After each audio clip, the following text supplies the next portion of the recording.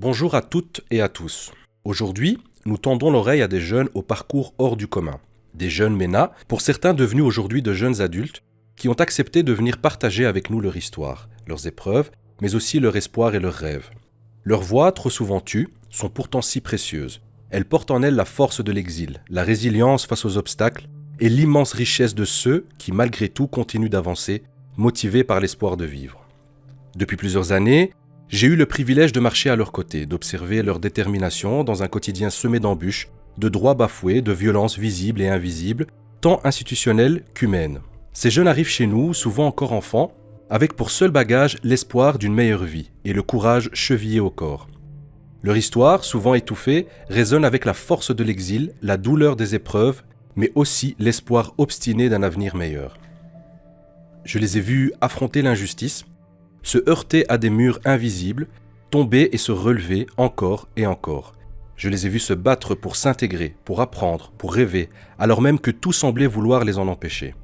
Ce sont des jeunes qui ne veulent plus simplement survivre, mais simplement vivre. Des jeunes pleines d'ambition, d'intelligence et de talent, qui ne demandent que des outils et des opportunités pour déployer leurs ailes. Et pourtant, malgré cette force, beaucoup restent dans l'ombre. Arrivés enfants parmi nous, ils grandissent en silence comme effacés du récit collectif, alors qu'ils ont tant à nous apporter. Leur courage, leurs idées, leur persévérance sont une richesse pour notre société.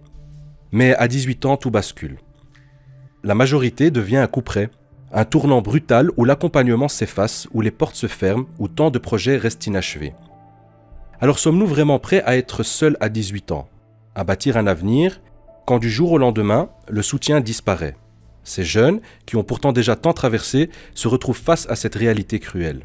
Mais cette réalité, nous pouvons la repenser. Nous devons faire en sorte que la majorité ne soit plus un obstacle, mais un tremplin. Aujourd'hui, je tiens à vous dire bravo. Bravo à vous, jeunes qui êtes ici, après tant d'années de combat, toujours debout, toujours animés par cette incroyable volonté de réussir. Vous êtes la preuve que même dans la plus grande difficulté, l'espoir peut fleurir. Vous portez en vous une lumière que rien ni personne ne pourra éteindre.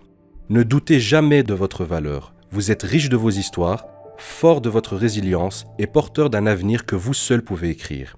Sachez que, même si le chemin est parfois rude, vous n'êtes pas seul. Il y aura toujours des mains tendues, des regards bienveillants et des cœurs prêts à vous écouter et à vous soutenir. Alors continuez d'y croire, continuez d'avancer et surtout, continuez d'être vous-même. Vous êtes une force, un espoir, une richesse pour nous tous. Et ce n'est que le début de votre histoire. Merci à vous et merci à tous ceux qui, chaque jour, œuvrent pour que vous trouviez enfin la place que vous méritez.